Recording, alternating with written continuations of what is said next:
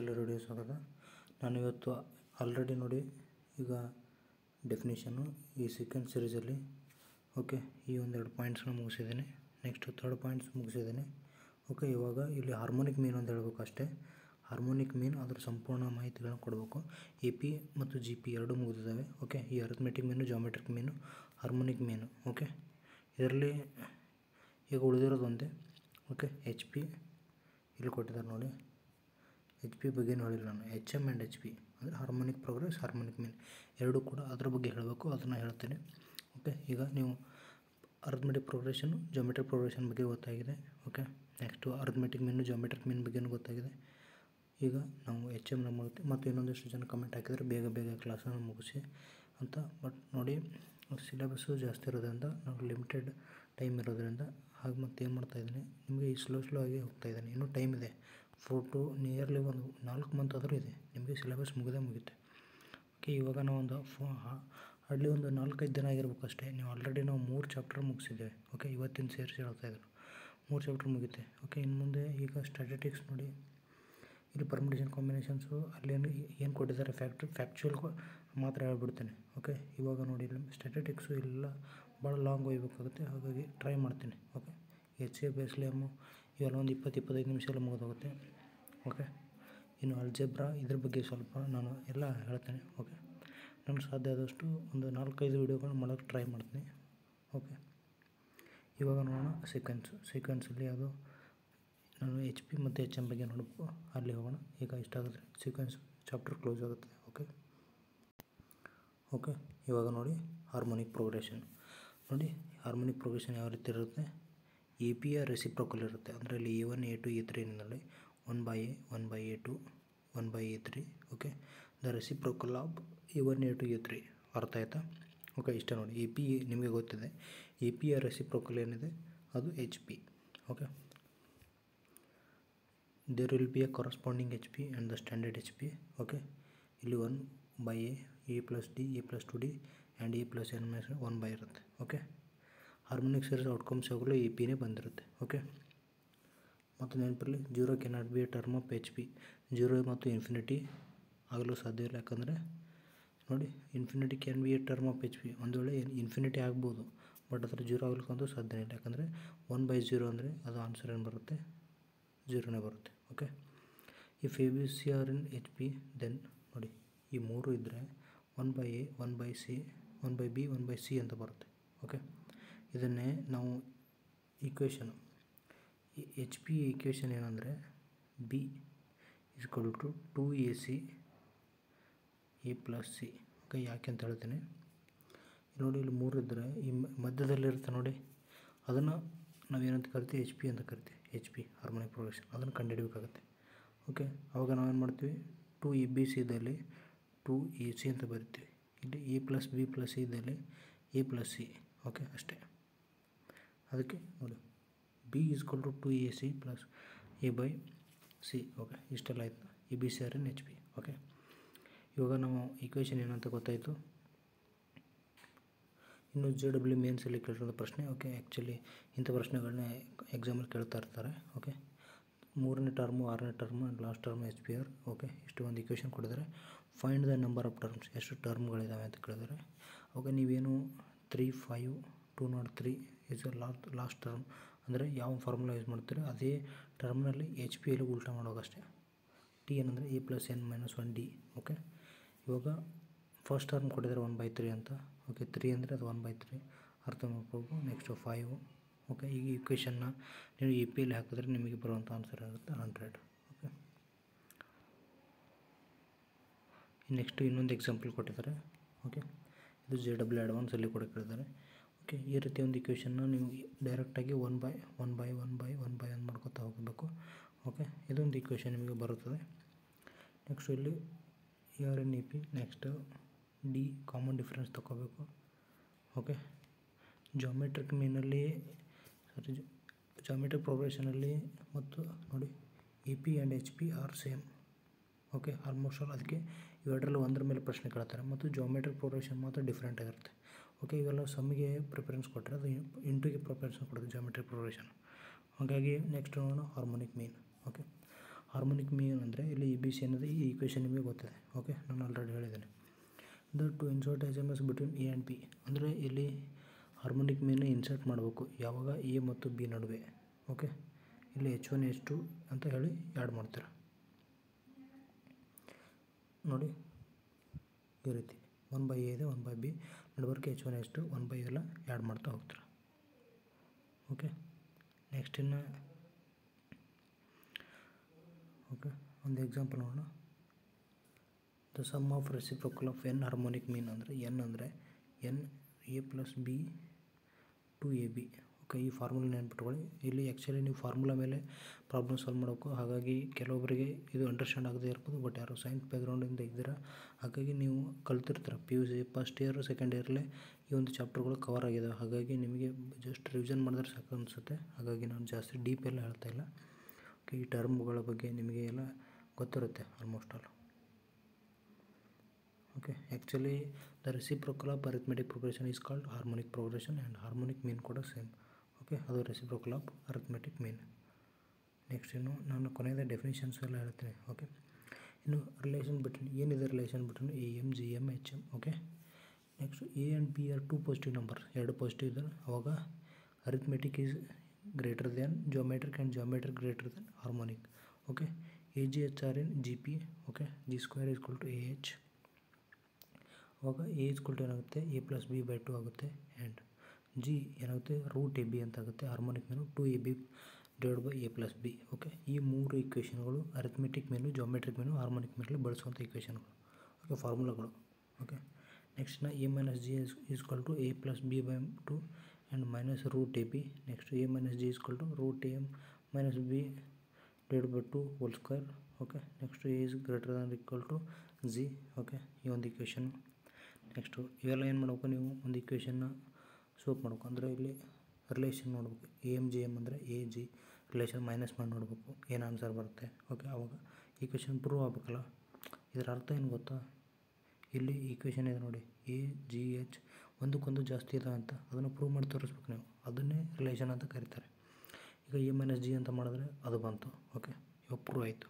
Next G - S ಇಲ್ಲಿ geometric ಮೀನ್ versus harmonic ಮೀನ್, ಅಲ್ಲಿ √AB - 2AB ಈ ಒಂದು ಈಕ್ವೇಷನ್ನ ಸಾಲ್ವ್ ಮಾಡಿದ್ರೆ ನಿಮಗೆ ಇದು ಆನ್ಸರ್ ಬರುತ್ತೆ. ಓಕೆ, ನೆಕ್ಸ್ಟ್ ಹೋಗೋಣ.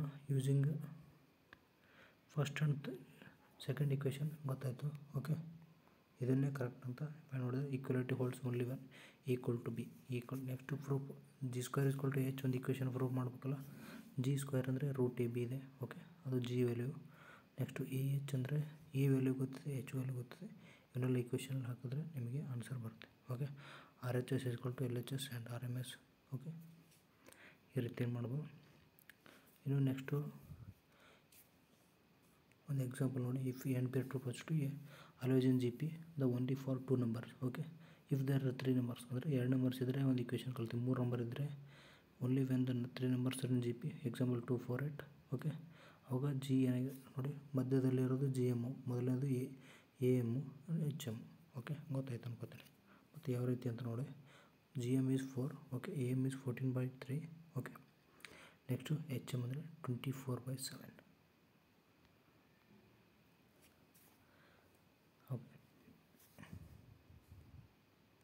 ಓಕೆ, ಇವಾಗ ನೆಕ್ಸ್ಟ್ ನೋಡಿ. ಓಕೆ, ಈಗ ರಿಲೇಷನ್ ಏನಂತ ಗೊತ್ತಾಯಿತು, ಯಾವ ರೀತಿ ಫೈಂಡ್ ಔಟ್ ಮಾಡಬೇಕು ಅಂತ ಗೊತ್ತಾಯಿತು. Next the properties of AM GM ಅಂದರೆ ಇಲ್ಲಿ the equation with A and B is 2 x² - 2x ಇದು ಕ್ವಾಡ್ರಿಕ್ ಈಕ್ವೇಷನ್ ಬರ್ತದೆ. AX² BX + C = 0 ಅಂತ ಬರುತ್ತೆ. ಓಕೆ, ಅದನ್ನೇ ಇಲ್ಲಿ ಈ ರೀತಿ ಬರೆದಿದ್ದಾರೆ. ನೆಕ್ಸ್ಟು ಅದು ಮುಂದೆ ರಿಲೇಷನ್ ಬಂದಾಗ ಹೇಳ್ತೀನಿ. ಇವಾಗ ಇಲ್ಲೊಂದಿಷ್ಟು ಪ್ರಾಬ್ಲಮ್ಸ್ ಇದೆ, ಬೇಕಂದರೆ ನೀವು ಸಾಲ್ವ್ ಮಾಡ್ಬೋದು. ಓಕೆ, ಇನ್ನು ಟಿಪ್ಸ್ EP ಪ್ರಾಬ್ಲಮ್ಸ್ ಇದ್ರೆ ಏನು ಮಾಡಬೇಕು. ಟಿಪ್ಸ್ ಅಂದರೆ ಈಗ EP ಎಲ್ಲ ಸಿಲೆಬಸ್ ಮುಗೀತು, 3rd ಚಾಪ್ಟರು. ಈಗ ಈ ಒಂದು ಈಕ್ವೇಷನ್ ನಿಮಗೆ ಗೊತ್ತಿರಬೇಕು EP ನೆನಪು ಬಂದಾಗ. Okay, middle term as common term D ಅನ್ನು ಕಂಡುಹಿಡಿತೀವಿ. ಓಕೆ, ಮತ್ತು ಇನ್ನೊಂದು ಹೇಳಿದ್ದಾರೆ, when the numbers terms even we take. Okay, A - 3D A - D A + D A + 3D ಈ ರೀತಿ 6 ಟರ್ಮ್ ಇದ್ದರೆ A - 5D ಅದು ಟರ್ಮ್ಸ್ ಮೇಲೆ ಡಿಪೆಂಡ್ ಆಗುತ್ತೆ. ಓಕೆ, ಇದು ನಿಮಗೆ ನೆನಪಿರಲಿ. And A minus D A plus as the middle terms common difference 2D. Okay, ಯಾಕಂದರೆ ಎ ಕ್ಯಾನ್ಸಲ್ ಆಗಿ ಡಿ 2D ಆಗಿಬಿಡುತ್ತೆ. If the number of terms A P is even, ಅಂದರೆ ಎ ಪಿ ಇವನ್ ಆಗಿದ್ದರೆ the number S term is 2n, ಅಂದರೆ ಇವನ್ ಆಗಿದ್ರೆ 2n+1 equation ಬಳಸಬೇಕು ಅಂತ ಹೇಳಿದ್ದಾರೆ. ನೆಕ್ಸ್ಟು ಜಿ ಪಿಗೆ ಏನು ಟ್ರಿಕ್ಸ್ ಇದೆ, ಇಲ್ಲಿ A R square. Okay, middle ಟರ್ಮ್ನ ಏನಂತ ಇಲ್ಲಿ ರೇಷಿಯೋ, ಕಾಮನ್ ಡಿಫರೆನ್ಸ್ ಬದಲಿ ಕಾಮನ್ ರೇಷಿಯೋ ಅಂತ ಬಳಸ್ತೀವಿ. Okay, and A R are the middle terms. Okay, tips of H P A 1/a minus D, A 1/a 1/a+d. Okay, ಇದು ನಾವು ಹೇಳುವಂಥ tricks. Okay, next formula sheets, arithmetic. Okay, ಈ ಫಾರ್ಮುಲಾಗಳನ್ನ ನೀವು ಎಲ್ಲ ರಿವಿಷನ್ ಮಾಡಿಬಿಟ್ರೆ ಮುಗೀತು ಒಂದು ಸಲ. ಇಲ್ಲಿ ನೆನಪಿರಲಿ, ಮೊದಲು ಅರಿಥ್ಮೆಟಿಕ್ ಪ್ರೋಗ್ರೆಷನ್ ಅಂದರೆ ಫಸ್ಟ್ ಟರ್ಮ್ ಯಾವಾಗಲೂ ಎ ಆಗಿರ್ತದೆ, ಆ್ಯಂಡ್ ಲಾಸ್ಟ್ ಟರ್ಮ್ ಎಲ್ ಅಂತ ಆಗಿರ್ತದೆ ಅಥವಾ TN, ಎರಡರಲ್ಲಿ ಒಂದಾಗಿರ್ತದೆ. ಓಕೆ, ಉಳಿದಂಥದ್ದು A1 A2 A3 ಈ ಥರ ಡಿ ಕಾಮನ್ ಡಿಫ್ರೆನ್ಸ್ ವ್ಯಾಲ್ಯೂ ಆಗಿರುತ್ತೆ. ಫಾರ್ಮುಲಾ TN ಕಂಡುಹಿಡಬೇಕಂದ್ರೆ a + n - 1 D formula. TN ಇನ್ನೊಂದು ಕಂಡುಹಿಡ್ಬೇಕಂದ್ರೆ TN - 1 + TN ಇದೆಲ್ಲ. ಓಕೆ, ಈ ಎರಡು ಫಾರ್ಮುಲಾಗಳು ನೆನ್ಪಿಟ್ಕೊಳ್ಳಿ. ನೆಕ್ಸ್ಟ್ ಎಸ್ ಎನ್ ಕಂಡುಹಿಡ್ಬೇಕಂದ್ರೆ n/2 a + 2n, a + TN. Next n/2 2a + n - 1 D, ಇದನ್ನು ಒಂದು ಫಾರ್ಮುಲಾ. ನೆಕ್ಸ್ಟು ಇದು insertion of arithmetic means between A and B. Arithmetic ಮೀನಲ್ಲಿ ಏನಾದರೂ ಎಲಿಮೆಂಟ್ ಇನ್ಸರ್ಟ್ ಮಾಡ್ಬೇಕಂಗಿದ್ರೆ ಅವಾಗ a + n b - a n + a. Okay, ಈ formula.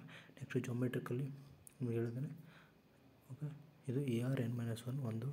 Next TN + 1 - a r - 1 ಅಥವಾ 1 - r ಇವೆರಡರಲ್ಲಿ. ಓಕೆ, ನಂಬರ್ ವೈಸ್ ವರ್ಸ ಮಾಡೋದು. ಇನ್ಫಿನಿಟಿ ಇದ್ದರೆ a/1 - r ಬಳಸಬೇಕು.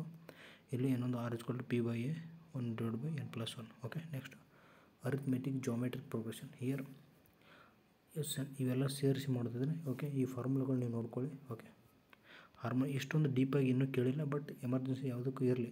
Okay, ಹೇಳಕ್ಕೆ ಬರೋದಿಲ್ಲ. ಅದು ಆ್ಯಕ್ಚುಲಿ ಗೌರ್ಮೆಂಟ್ ಕಾಲ್ಫಾರ್ಮ್ ಭಾಳ ವರ್ಷ ಆದಮೇಲೆ ಆಗ್ತಾಯಿದೆ, 2016 ಆದಮೇಲೆ ಇವಾಗ ಆಗ್ತಾ ಇರೋದು. ಹಾಗಾಗಿ ಯಾವ ರೇಂಜಿಗೆ ಕ್ವಶನ್ ಪೇಪರ್ ಡೀಪಾಗಿ, ಯಾಕಂದರೆ ಎಲ್ಲರೂ ಓದ್ಕೊಂಡು ಹೋಗಿರ್ತಾರೆ ಅಂದರೆ ಸ್ವಲ್ಪ ಡಿಫಿಕಲ್ಟ್ ಕ್ವಶನ್ ಪೇಪರ್ ತರ್ಬೋದು, ಕಾಂಪಿಟೇಷನ್ ಕಮ್ಮಿ ಮಾಡಲು ಮತ್ತು ಕಟ್ ಆಫ್ ಕಮ್ಮಿ ಮಾಡಲು. ಹಾಗಾಗಿ ನೀವು ಎಲ್ಲ ಥರ ಓದ್ಕೊಂಡು ಹೋಗಲಿ ಅಂತ ಹೇಳಿದೆ. ಈಗ sum of natural number n × n n+1/2 ಅಂತ ಬಳಸಿ. ಓಕೆ, ಇನ್ನು sum of N odd natural number ಅಂದರೆ 2r - 1 = n² ಅಂತ ಬಳಸಿ. And sum of p1 1 2r = n × n+1 and r² = n+1 2n+1/6 ಇದನ್ನು ಬಳಸಿ. Squares of natural numbers and cube of natural numbers ಇದ್ದರೆ n × n+1/2 whole ಸ್ಕ್ವೇರ್ನ ಬಳಸಿದರೆ ನಿಮಗೆ ಎಲ್ಲ ಒಂದು ಈ ಒಂದು ಚಾಪ್ಟರ್ ಕಂಪ್ಲೀಟ್ ಆಗಿದೆ ಮತ್ತು ನಿಮಗೆಲ್ಲ ಉತ್ತರಗಳು ದೊರಕುತ್ತವೆ. ಓಕೆ, ಇನ್ನು ಓಕೆ, ಇಷ್ಟು ಈ ಒಂದು ಚಾಪ್ಟರ್ನ ಮಾಹಿತಿ. ಓಕೆ, ಇಡೀ ಸೀಕ್ವೆನ್ಸ್ ಆ್ಯಂಡ್ ಸಿರೀಸ್ ಚಾಪ್ಟರ್ ಕಂಪ್ಲೀಟಾಗಿ ಮುಗಿಸಿದ್ದೀನಿ. ಓಕೆ, ಈಗ ನೆಕ್ಸ್ಟ್ ಚಾಪ್ಟರ್ ಬಗ್ಗೆ ನೋಡೋಣ. ಅದನ್ನು ಮುಂದಿನ ಕ್ಲಾಸಲ್ಲಿ ಹೇಳ್ಬೇಕಂತಂದರೆ. ಓಕೆ, ಅದಕ್ಕಿಂತ ಮುಂದೆ ಸಿಲೆಬಸ್ ಕಾಪಿ ನೋಡ್ಬಿಡೋಣ. Okay, matrices. ಈ ಮ್ಯಾಟ್ರೈಸಸ್ ಬಗ್ಗೆ ನೋಡಿ. ಇಲ್ಲಿ definition, route maps, tabular information, order of matrix, types of matrix, equality of matrix and classification, matrices, transfers of matrix, conditions, addition, subtraction, multiplication ಇವೆಲ್ಲ ಬರುತ್ತೆ. ಓಕೆ, ನೋಡಿ, matrix is a very huge chapter. Okay, ಮತ್ತು ಇಲ್ಲಿ ನಾವು solutions ಭಾಳ ಮಾಡೋದಿರ್ತದೆ. Matrix format ಹೆಂಗಿರುತ್ತೆ ಗೊತ್ತಾ, ನಿಮಗೆ ಗೊತ್ತಿರುತ್ತೆ. ಇನ್ನೊಂದು ಸಲ ಹೇಳ್ಬಿಡ್ತೇನೆ. ಈ ಥರ ಇಲ್ಲಿ 1 2 3 4. ಓಕೆ, ಅಥವಾ ಈ ಇರುತ್ತೆ 0 0 0 0 ಸ್ಕೇಲರ್ ಮ್ಯಾಟ್ರಿಕ್ಸ್ ಅಂತ ಕರಿತೀವಿ. ನೆಕ್ಸ್ಟ್ ಇದು ಸ್ಕ್ವೇರ್ ಮ್ಯಾಟ್ರಿಕ್ಸು 4 ಇದೆ. ಓಕೆ, ಈ ರೀತಿ ಇರುತ್ತೆ. ಈಗ ಎ ಸ್ಕ್ವೇರ್, ಎರಡು ಸ್ಕ್ವೇರ್ಗಳು ಮ್ಯಾಟ್ರಿಕ್ಸ್ನ ಪ್ಲಸ್ ಮಾಡೋದು 1 2 3 4 ಆ್ಯಂಡ್ 2 3 4 5 ಅಂದರೆ first term and second term, third term, fourth term ಈ ಥರ ಪ್ಲಸ್ ಮಾಡ್ತಿರ್ಬೇಕು. ಓಕೆ, ಇದು ಮ್ಯಾಟ್ರಿಕ್ಸಲ್ಲಿ ಬರುವಂಥದ್ದು. ಟೈಪ್ಸ್ ಆಫ್ ಮ್ಯಾಟ್ರಿಕ್ಸಲ್ಲಿ ಹಲವಾರು ಟೈಪ್ಸ್ಗಳು ಬರ್ತವೆ. ಈಕ್ವಾಲಿಟಿ ಮ್ಯಾಟ್ರಿಕ್ಸ್ ಬರ್ತವೆ, ಕ್ಲಾಸಿಫಿಕೇಷನ್ನು ಅವೆಲ್ಲ ನೋಡ್ಬೇಕಾಗುತ್ತೆ. ಓಕೆ, ಈ ಮ್ಯಾಟ್ರಿಕ್ಸ್ ಚಾಪ್ಟರ್ ಆಗಲಿ. ಇನ್ನು ಮುಂದಿನೆಲ್ಲ ಚಾಪ್ಟರ್ಗಳು ಆಲ್ಮೋಸ್ಟ್ ಅಲ್ಲಿ ಹೆವಿ ಅನ್ನೋಕ್ಕಿಂತ ಜಾಸ್ತಿ ಕಾನ್ಸೆಪ್ಟು ಭಾಳ ಸೊಲ್ಯೂಷನ್ಸ್ ಮಾಡೋದು ಭಾಳ ಇರ್ತವೆ. ಹಾಗಾಗಿ ನಾನು ಆಲ್ಮೋಸ್ಟ್ ಅಲ್ಲೂ ಪ್ರಿಂಟೆಡ್ ನೋಟ್ಸಲ್ಲಿ ಎಕ್ಸ್ಪ್ಲೇನ್ ಮಾಡೋಕ್ಕೆ ಹೋಗ್ತೀನಿ. ಓಕೆ, ಯಾಕಂದರೆ ಎಲ್ಲ ಬರೀಬೇಕಂದ್ರೆ ಭಾಳ ಟೈಮ್ ಹೋಗುತ್ತೆ. ಓಕೆ, ಈ ನೆಕ್ಸ್ಟು ಈ ಟ್ರಯಾಂಗಲ್ಸ್ ಮೇಲೆ ಅಲ್ಲಿ congruence of triangles and concurrent lines of triangles, quadrilaterals. Okay, it's taking ಸ್ವಲ್ಪ ಸಮಯ ತೆಗೆದುಕೊಳ್ಳುತ್ತೆ. ಅಷ್ಟು ಬೇಗ ಒಂದೇ ದಿನದಲ್ಲಿ ಎಲ್ಲವೂ ಆಗೋಲ್ಲ. ಹಾಗಾಗಿ ದಯವಿಟ್ಟು ಕ್ಷಮೆ ಇರಲಿ. Sorry for late. And I think ಈ ವಿಡಿಯೋನ ಇಲ್ಲೇ ಮುಗಿಸ್ತಾ ಇದ್ದೀನಿ. ಓಕೆ. ಚಾಪ್ಟರ್ ಕ್ಲಿಯರ್ ಮಾಡಿದ್ದೀನಿ ಅನ್ಕೋತೇನೆ. ಏನೋ ಡೌಟ್ಸ್ ಇದ್ದರೆ ಕಮೆಂಟ್ ಮೂಲಕ ತಿಳಿಸಿ. ಮತ್ತು ನೋಡಿ, ಇನ್ನೂ ನಾವು ಹೊಸದಾಗಿ ಹೇಳ್ಬೇಕಂದ್ರೆ ಯಾರಾದರೂ ಅಪ್ಲಿಕೇಶನ್ ಹಾಕಿದ್ರೆ ನಾವು ಒಂದು ಅಪ್ಲಿಕೇಶನ್ಗೆ ₹80 ಚಾರ್ಜಸ್ ಮಾಡ್ತೀವಿ. ಮತ್ತು ನಾವು ಹೊಸದಾಗಿ ವಾಟ್ಸಪ್ ಚಾನಲ್ನ ತೆರೆದಿದ್ದೆ. ಓಕೆ, ವಾಟ್ಸಪ್ ಗ್ರೂಪ್ನ ಮೊದಲು ಅದನ್ನು ಡಿಲೀಟ್ ಮಾಡಿದ್ವಿ, ಬಟ್ ಭಾಳಷ್ಟು ಜನ ಕಮೆಂಟ್ ಮೂಲಕ ಮತ್ತು ನಮಗೆ ಮೆಸೇಜ್ ಮಾಡೋದ್ರ ಮೂಲಕ ಹೇಳಿದ್ರಿ. ಹಾಗಾಗಿ ನಾನು ಮತ್ತೆ ವಾಟ್ಸಪ್ ಗ್ರೂಪ್ನ ಕ್ರಿಯೇಟ್ ಮಾಡಿದೆ. ನೀವು ಅಲ್ಲಿ ಜಾಯ್ನ್ ಆಗಿ ಲಿಂಕನ್ನು ಡಿಸ್ಕ್ರಿಪ್ಷನಲ್ಲಿ ಕೊಟ್ಟಿರ್ತೀನಿ. Okay, thank you.